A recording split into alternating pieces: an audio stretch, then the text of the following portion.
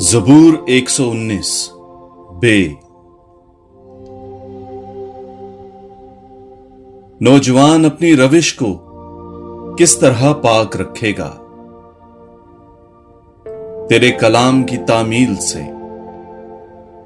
मैं अपने सारे दिल से तेरी तलाश करता हूं। मुझे अपने अहकाम से गुमराह ना होने दे।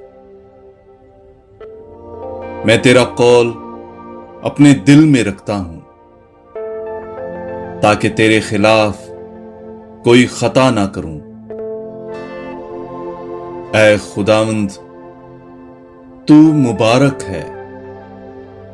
अपने कवानीन मुझे सिखा।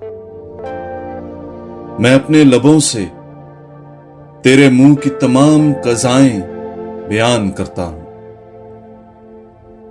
मैं तेरी शहादतों की राह से इस कदर खुश हूं जिस कदर के हर तरह की दौलत से।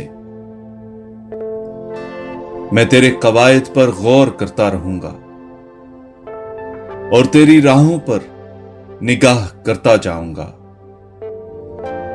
मैं तेरे कवानीन के सबब से मसरूर हूंगा। मैं तेरे कलाम को फरामोश ना करूंगा।